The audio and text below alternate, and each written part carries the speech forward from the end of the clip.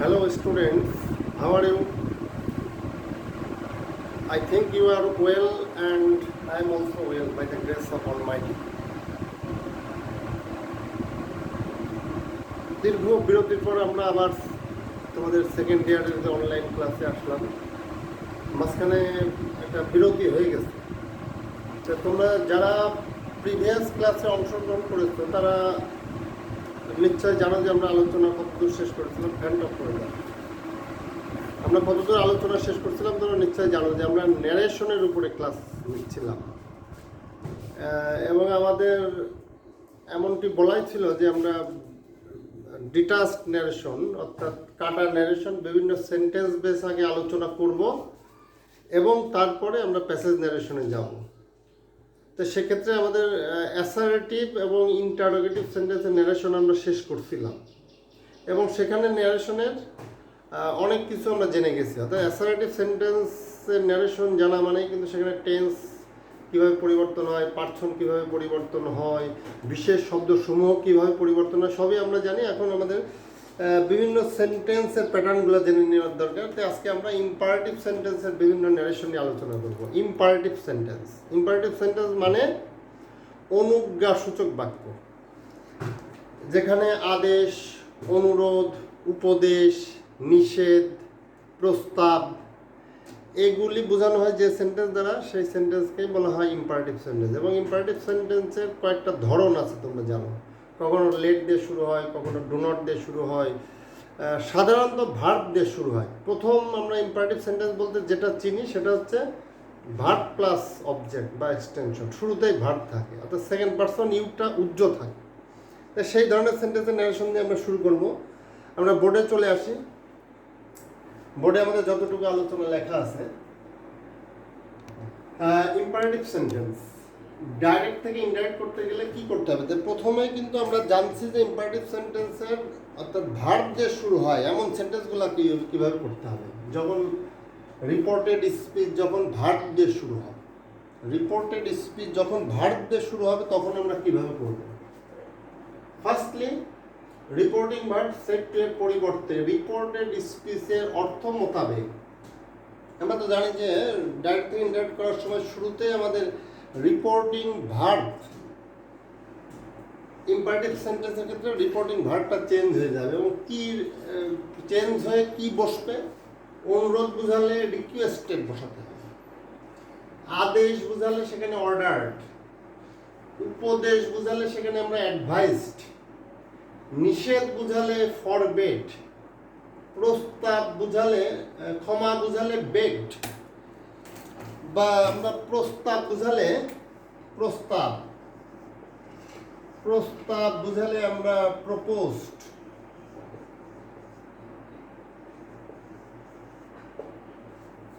এই ধরনের reporting verb আমরা ব্যবহার করব। তারপরে কি করতে হবে? ইনভার্টেড কমা তুলে দিয়ে টু বসবে। অ্যাসার্টিভ বা ইন্টারোগেটিভ সেন্টেন্সের ক্ষেত্রে কিন্তু এমনটি ছিল না, এটা একটা ভিন্ন নিয়ম। ইনভার্টেড কমা তুলে দিয়ে টু বসবে। রিপোর্টেড স্পিচের মূল ভার্ব থেকে শেষ পর্যন্ত বসবে, অর্থাৎ টু বসানোর পরে আমাদের কাজ হবে ভার্ব থেকে শেষ পর্যন্ত বসায় দেওয়া। অর্থাৎ তিনটা স্টেপে আমাদের ইম্পারেটিভ সেন্টেন্স শেষ হচ্ছে। কিন্তু এখানে উল্লেখ্য যে রিপোর্টেড স্পিচের ভিতরে পার্সন কিন্তু যথারীতি পরিবর্তন হবে যদি কোনো পার্সন পরিবর্তনের বিষয় আসে, যা আমরা অ্যাসারেটিভ সেন্টেন্সে যা আমরা জেনেছিলাম, বা ইম্পারেটিভ সেন্টেন্সের ভিতরে যদি কোনো অ্যাসারেটিভ সেন্টেন্স আসে। ইম্পারেটিভ সেন্টেন্সের সাথে অনেক সময় টিল, আনটিল এগুলি দ্বারা অনেক সময় অ্যাসারেটিভ সেন্টেন্স যুক্ত থাকতে পারে। তেমন উদাহরণ আমরা এখানে দিয়েছি, সেটা তোমরা বোঝার চেষ্টা করো। যেমন প্রথম উদাহরণটা আমরা দেখি, Manik said to Nasima leave the room at once. তাহলে প্রথমে আমাদের কাজ হবে ইম্পারেটিভ সেন্টেন্সের ভার্ব দিয়ে শুরু এমন সেন্টেন্স যদি হয়, এটা আমরা দেখতে পাচ্ছি যে ভার্ব দিয়ে শুরু, leave the room at once, অর্থাৎ শুরুতেই ভার্ব আছে। সেক্ষেত্রে আমাদের কি করতে হবে? তাহলে এবং leave the room at once এটা দ্বারা আসলে কি বোঝানো হচ্ছে? রিপোর্টেড স্পিচটা এখানে আদেশ বোঝানো হচ্ছে। আদেশ বোঝালে আমাদের কি ব্যবহার করতে হবে? অর্ডার। তাহলে আমরা লিখতে পারি যে মানি অর্ডার্ড নাসিমা, টু হবে না কিন্তু এটা মাথায় রাখতে হবে। মানি অর্ডার্ড নাসিমা, তারপরে বলা হয়েছিল যে ইনভার্টেড কমা তুলে দিয়ে টু বসবে, টু, এখানে দ্যাট নয় বা ইট নয়, এখানে টু বসবে। রিপোর্টেড স্পিচের মূল ভার্ব থেকে, অর্থাৎ সেন্টেন্সটা তো ভার্ব দিয়ে শুরু হয়েছে তাই না, সেই ভার্ব থেকে শেষ পর্যন্ত। Leave the room at once, Manik ordered Nasima to leave the room at once. এখানে কোনো পার্সন পরিবর্তনের বিষয় ছিল না, কারণ এর ভিতরে আমরা কোনো পার্সন দেখতে পারছি না, বা টু পরে সবসময় V1 বসে, সেই হিসেবে এখানে টেন্স পরিবর্তনেরও কোনো বিষয় কিন্তু নাই। আমরা দ্বিতীয় উদাহরণে চলে আসি। He said to his friends please wait for me till I return. এখানে এই সেন্টেন্সটিও ভার্ব দিয়ে শুরু, কিন্তু মূলত শুরুতে অনুরোধ বোঝানোর জন্য একটা প্লিজ আছে, মূলত কিন্তু সেন্টেন্সটা wait for me till I return, মানে আমার জন্য অপেক্ষা করো যতক্ষণ আমি ফিরে আসা পর্যন্ত তুমি আমার জন্য অপেক্ষা করো। ইম্পারেটিভ সেন্টেন্সে ইউ, এখানে ইউ আছে, ইউ উজ্জ আছে, এখানে ইউ আছে, ইউ উজ্জ আছে, ইউ আমরা লিখি না। Please wait for me till I return, তাহলে এটা একটা অনুরোধ বোঝানো হচ্ছে। প্লিজ থেকেই তো আমরা বুঝতে পারছি যে এটা একটা অনুরোধ বোঝানো হচ্ছে। তাহলে আমাদের এখানে অনুরোধ বোঝালে আমাদের রিপোর্টিং ভার্ব কি বসাতে হবে? অনুরোধ বোঝালে আমরা দিয়ে দিচ্ছি যে রিকোয়েস্টেড বসবে, তাহলে হি রিকোয়েস্টেড হিজ ফ্রেন্ডস, তারপরে ইনভার্টেড কমা তুলে দিয়ে টু বসবে, টু বসালাম, তারপরে বলা হচ্ছে যে ভার্ব থেকে শেষ পর্যন্ত, অর্থাৎ প্লিজ বাদ হয়ে যাবে। প্লিজ দ্বারা শুধুমাত্র আমরা বুঝে নিলাম যে এই বাক্যটি অনুরোধ বোঝানো হচ্ছে, অনুরোধ সূচক। তাহলে তারপরে ভার্ব থেকে শেষ পর্যন্ত ওয়েট ফর মি, আমরা বলেই দিছিলাম যদি কোনো পার্সন পরিবর্তনের বিষয় আসে তা অ্যাসার্টিভ সেন্টেন্সে আমরা যেভাবে শিখছিলাম সেইভাবে পরিবর্তন হবে। যদি কোনো অ্যাসার্টিভ সেন্টেন্স যুক্ত থাকে সেটাও অ্যাসার্টিভ সেন্টেন্সের নিয়ম অনুযায়ী টেন্স পরিবর্তন করতে হবে। তাহলে ফর মি, মিটা ফার্স্ট পারসন, মিটা সাবজেক্টকে ফলো করছে, কাজে এখানে হিম হয়ে যাচ্ছে। টিল আই রিটার্ন, এই টিল পুরো বাক্যটা একটা ইম্পারেটিভ সেন্টেন্স, কিন্তু ইম্পারেটিভ সেন্টেন্সের ভিতরে আই রিটার্ন এইটুকু কিন্তু একটা অ্যাসার্টিভ সেন্টেন্স। আই রিটার্ন এটা একটা অ্যাসার্টিভ সেন্টেন্স যেখানে সাবজেক্ট দিয়ে সেন্টেন্স শুরু হচ্ছে। তাহলে আই ফার্স্ট পারসন সাবজেক্টকে ফলো করে হি হয়ে গেল, এবং এখানে present indefinite tense past indefinite হয়ে হি রিটার্ন হয়ে গেল। তাহলে স্টুডেন্ট আমরা এইভাবে অ্যাসার্টিভ সেন্টেন্স, ইম্পারেটিভ সেন্টেন্স যদি ভার্ব দিয়ে শুরু হয় তাহলে এইভাবে আমাদের যথারীতি যখন যে ধরনের রিপোর্টেড স্পিচ থাকবে সেই ধরনের রিপোর্টিং ভার্ব ব্যবহার করতে হবে, এবং তারপরে ইনভার্টেড কমা তুলে দিয়ে টু দিতে হবে এবং ভার্ব থেকে শেষ পর্যন্ত। কিন্তু তার ভিতরে পার্সন টেন্স পরিবর্তনের প্রযোজ্য ক্ষেত্র যদি আসে সেটা যথারীতি আমাদের পরিবর্তন করতে হবে। তাহলে আমরা ইম্পারেটিভ সেন্টেন্সের আর একটা ধরনে চলে যাই যে ডু নট থাকলে কি করতে হবে, অর্থাৎ না সূচক বাক্য, এটা তো হ্যাঁ সূচক বাক্য।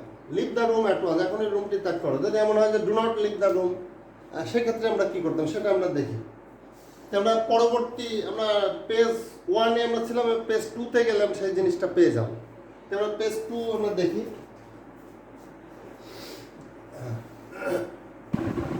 হ্যাঁ, তাহলে আমরা ইম্পারেটিভ সেন্টেন্সে ডু নট দিয়ে শুরু হলে, ডু নট দিয়ে শুরু হলে কি করতে হবে? আমরা এরকম কয়েকটা সেন্টেন্স আমরা দেখতে পাচ্ছি বোর্ডে লেখা আছে, আমরা এগুলা সলভ করবো এবং তার সাথে সাথে তোমরা শিখে নেবে যে ডু নট দিয়ে শুরু হলে। এটা হচ্ছে পেজ, আমরা পেজ 2-র আলোচনায় আছি। He said to me do not go দেয়ার।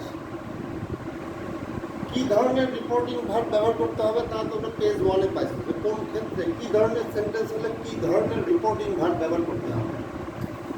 তাহলে আমরা এখানে নিষেধ বোঝালে ওখানে লেখা ছিল যে নিষেধ বোঝালে ফরবেড, তাহলে আমরা লিখতে পারি হি ফরবেড মি। তারপরে লেখা ছিল যে ডু নট বাদ হয়ে যাবে। ডু নটের ক্ষেত্রে কি হবে? ডু নটের ক্ষেত্রে ডু নট বাদ হয়ে যাবে এবং যথারীতি টু দিতে হবে। আগের সেন্টেন্স আমরা যেরকম শিখলাম ভার্ব থেকে শেষ পর্যন্ত go there. He forbade me to go there. Clear তোমাদের কাছে?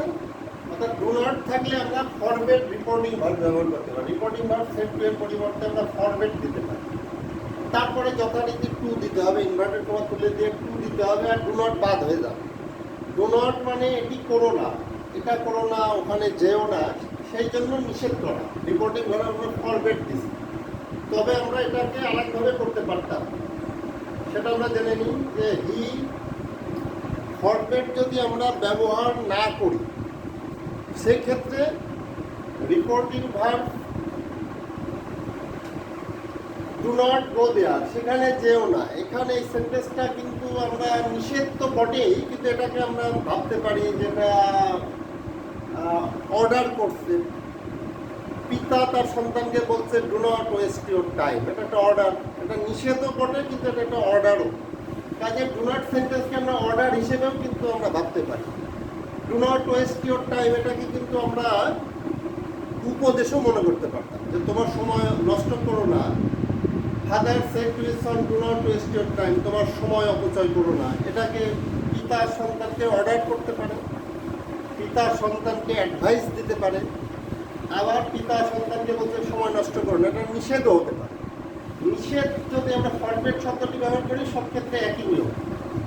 ফরমেট তারপর টু দিতে হবে, ভার্ব থেকে শেষ করতে। কিন্তু ফরমেট ব্যবহার না করলে আমরা কিন্তু ভিন্নতর রিপোর্টিং ভার্ব ব্যবহার করতে পারি। যেমন কি বললাম যে অ্যাডভাইস হতে পারে, কোনো সময় অর্ডার হতে পারে।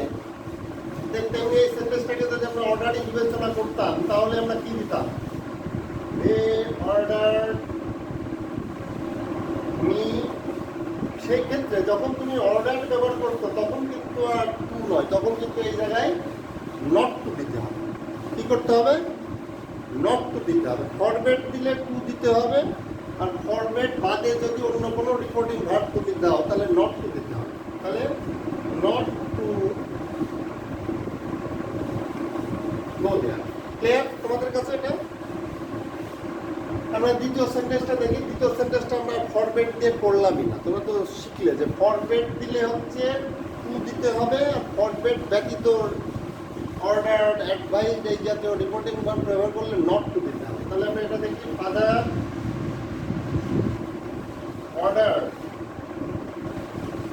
অর্ডার হিজ সন, তাহলে এখানে ডু নট আমরা নট টু দেবো, নট টু ওয়েস্ট ইয়োরটা কিন্তু আমরা বলছি যে একটা পার্সন আসলে কিন্তু যথারীতি পরিবর্তন হবে। তাহলে ওয়েস্ট ইয়োর মানে হিজ সনকে মিন করতে, তাহলে এখানে হিজ হবে, হিজ টাইম। আর যদি আমরা এটা ফরমেট দিতাম, father forbade his son to waste his time. Next sentence,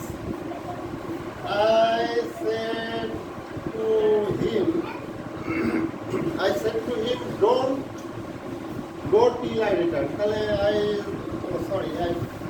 said to হবে, I order, এটা যদি আমি রিকোয়েস্টেড বিবেচনা করি, I requested him not to go till, আইটা কাকে ফলো করতে? I ফার্স্ট পারসন সাবজেক্টকে ফলো করে I থেকে যাচ্ছে, কিন্তু এটা টেন্স পরিবর্তন করতে হবে, রিটার্ন হয়ে গেল। তাহলে স্টুডেন্ট, আমরা ডু নট সেন্টেন্স কিভাবে করতে হবে সেটা আমরা বুঝে নিলাম, তাই না? আমরা ইম্পারেটিভ সেন্টেন্সে আরেকটা ফর্মে চলে যাব। যদি তাহলে ইম্পারেটিভ সেন্টেন্সের দুটো ধরন আমরা জানলাম। ভার্ব দিয়ে শুরু হলে কি করতে হবে, ডু নট দিয়ে শুরু করলে কি করতে হবে। এবার আমরা লেট যুক্ত সেন্টেন্সে চলে আসি। তাহলে স্টুডেন্ট আমরা বোর্ড পেজ 3-তে চলে আসি। স্টুডেন্টস, নেক্সট আমরা চলে আসছি লেটাস প্লাস ভার্ব দিয়ে শুরু হলে। ইম্পারেটিভ সেন্টেন্সের যে তৃতীয় বা আরেকটা যে ফর্ম, যেটা আমরা জানার চেষ্টা করছি, ইম্পারেটিভ সেন্টেন্স লেটাস দিয়ে শুরু হতে পারে, অর্থাৎ let plus object, let us, let me, let him, let them, let plus personal object, এমন শুরু হতে পারে। কিন্তু স্পেসিফিকলি এই রুলসটা লেটের পরে যদি আস থাকে, সেই ক্ষেত্রে আমরা কি করব, সেই জন্য এই রুলসটি লেটের পরে আস দিয়ে যদি শুরু হয়, let us fixed, late me, let him, let them ইত্যাদি হতে পারে, কিন্তু এই রুলসটা শুধুমাত্র লেটের পরে যদি আস থাকে। রিপোর্টিং ভার্ব সেট টু এর পরিবর্তে প্রপোজড বসবে। এখানে রিপোর্টিং ভার্ব হচ্ছে ফিক্সড। রিপোর্টেড স্পিচের সাবজেক্টের, তাহলে আমরা দুটো সেন্টেন্স সাথে সাথে আমরা করার চেষ্টা করি। তাহলে বলছে যে হি প্রপোজড মি, জানতে হবে যে টু বসবে না, হি প্রপোজড মি।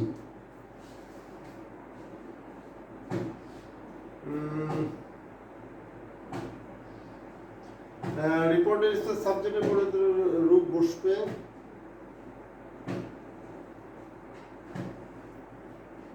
এখানে, এটা দুই হচ্ছে দ্যাট বসবে, দ্যাট কিন্তু বসবে এখানে। 3 নম্বরে রিপোর্টের সাবজেক্টের পরিবর্তিত রূপ, 4 নম্বর শুড, 5 নম্বর হচ্ছে রুলসটাতে একটু মিস্টেক ছিল যেটা আমি কারেকশন করে দিলাম। তাহলে রিপোর্টের সাবজেক্টের পরিবর্তিত রূপ বসবে, হি প্রপোজড মি হয়ে গেল। তারপরে বলা হচ্ছে যে দ্যাট বসবে, দ্যাট দিলাম। রিপোর্টেড স্পিচের সাবজেক্টের পরিবর্তিত রূপ বসবে, তারপরে দ্যাট বসবে। তারপরে রিপোর্টেড স্পিচের সাবজেক্টের পরিবর্তিত রূপ, লেট আস গো দেয়ার। এখানে যে আস আছে, আসটাকে আমরা কিভাবে পরিবর্তন করব সেটা বুঝতে হবে। এখানে সাবজেক্টটা তুমি কিভাবে দিবা সেটা একটা জানার বিষয়। সে আমাকে প্রস্তাব করেছিল, এখানে লিখে দিচ্ছি উই দে, বা কোনো কোনো ক্ষেত্রে ইউও বসতে পারে। তাই most of the sentence we অথবা দে। সে আমাকে বলেছিল, তাহলে সে আমাকে বলেছিল, তার মানে লেটাস মানেই একটা প্রস্তাব সূচক বাক্য, অর্থাৎ সবাই মিলে একটা কাজ করা। সে আমাকে প্রস্তাব করেছিল মানে সে এবং আমি উভয়ই আছে, তাহলে এখানে সাবজেক্টটা হয়ে যাবে উই। আর এমন যদি হতো যে সে তোমাকে বলেছিল, তাহলে আমরা ইউ দিতাম। এমন হতো যে সে করিমকে বলেছিল বা সে তাকে বলেছিল, তাহলে আমরা দে দিতাম। অর্থাৎ আমি যদি অন্তর্ভুক্ত থাকি তাহলে উই হবে, আমি অন্তর্ভুক্ত থাকলে কি হবে, উই হবে। আর আমি যদি অন্তর্ভুক্ত না থাকি, অন্যরা মিলে যদি কাজ করে তাহলে সেখানে দে হতে পারে। আর তুমি যদি অন্তর্ভুক্ত থাকো তাহলে ইউ হবে। তাহলে he proposed me that we. তারপরে বলা হচ্ছে যে শুড বসবে, তাহলে আমরা এখানে শুড দিলাম। তারপরে ভার্ব থেকে শেষ পর্যন্ত, অর্থাৎ গো দেয়ার। তাহলে এখানে রিপোর্টিং ভার্বের সেটের পরিবর্তে প্রপোজ বসবে, তারপরে 2 নম্বরে দ্যাট বসবে। তারপরে বলা হচ্ছে যে সাবজেক্টের পরিবর্তন রূপ, ওরকম সাবজেক্টটা আমরা বুঝে আমরা বসাবো, উই হতে পারে বা দে হতে পারে। তারপরে শুড বসবে। এই সেন্টেন্সের জন্য স্ট্রাকচার আছে, সাবজেক্টের এবার শুড দিতে হবে। শুড দিলাম ভার্ব থেকে শেষ পর্যন্ত। নেক্সট সেন্টেন্সটি আমরা দেখি। তাহলে আই প্রপোজড হিম। আচ্ছা, এখানে আই না দিয়ে যদি ইউ সেড টু হিম হতো তাহলে কি হতো, আমরা একটু চেঞ্জ করে দিলাম। You said to him let us drop the matter. তাহলে ইউ প্রপোজড হিম, তারপরে দ্যাট দিলাম। তাহলে সাবজেক্ট এখানে কি দিবা, দ্যাটের পরে সবসময় সাবজেক্টিভ রূপ বসবে, এটা কিন্তু মনে রাখতে হবে। যদিও লেটের পরে কিন্তু অবজেক্টিভ রূপ আছে, কিন্তু তোমার দ্যাটের পরে সবসময় সাবজেক্ট বসে। তাহলে you proposed him let us drop the matter, যে আমরা বিষয়টা ছেড়ে দিই, বিষয়টা আমরা বেরিয়ে আসি।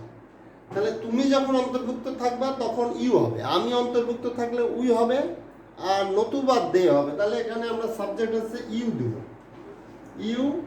তারপরে শুড ড্রপ দ্য ম্যাটার। তাহলে স্টুডেন্টরা, তোমাদের কাছে নিশ্চয়ই ক্লিয়ার যে লেটার যুক্ত সেন্টেন্স আমরা কিভাবে করি। রুলসগুলো কিন্তু অত্যন্ত সহজ, যদি তোমরা এগুলাকে বাসাতে স্টাডি করো, একটু ঠান্ডা মাথায় যদি বিবেচনা করো। ইম্পারেটিভ সেন্টেন্সে আমরা আজকে 3টি ধরন শিখলাম, আরও 2টো ধরন আছে, সেটা আমরা পরবর্তী ক্লাসে আলোচনা করব। প্রতি রবিবারে আমার একটা ক্লাস, প্রতি রবিবার আমার একটা অনলাইন ক্লাস তোমরা পেয়ে যাবে। তো সেটা তোমরা আমার ইউটিউব চ্যানেলে দেখতে পারো। ইউটিউব চ্যানেল যেখানে বঙ্কিমচন্দ্র দেবনাথ আমার ইউটিউব চ্যানেল, এখানে পেয়ে যাবা। যদি সেখানে না পাও, সৈয়দ মাসুদ রুমি কলেজের ফেসবুক পেজ, সেখানে তুমি পেয়ে যাবা যদি তোমার কলেজের সাথে অ্যাড থাকে। আমাদের কলেজের একটা মেসেঞ্জার গ্রুপ আছে, সেখানে তোমরা পেয়ে যেতে পারো। অর্থাৎ বিভিন্ন সাইটে আমার ক্লাসগুলো তোমরা পেয়ে যাবে। এবং আমি নেক্সট রবিবারে আমার আবার ক্লাস আছে, সেখানে তোমরা আমার ক্লাস পেয়ে যাবে। এবং প্রতি রবিবার 10টার সময় আমার ক্লাস থাকে। যদি অনলাইনের বা কোনো প্রবলেম, নেটের কোনো প্রবলেমের কারণে তো ক্লাসটা নেটে ছাড়তে দেরি হয়ে যেতে পারে, কিন্তু ওই দিনের ভিতরে তোমরা আমার ক্লাস পেয়ে যাবা। তাই স্টুডেন্টস, আজকে আমরা ক্লাস এই পর্যন্ত শেষ করব। আমরা খুব নিকটে আমরা প্যাসেজ নারেশনে ঢুকে পড়বো এবং এইগুলো তোমরা স্টাডি করো, অ্যাডভান্স গাইডের এক্সারসাইজগুলো নিজেরা করার চেষ্টা করো। তাই আজকে এ পর্যন্তই। থ্যাংক ইউ এভরিবডি ছাত্রছাত্রীরা।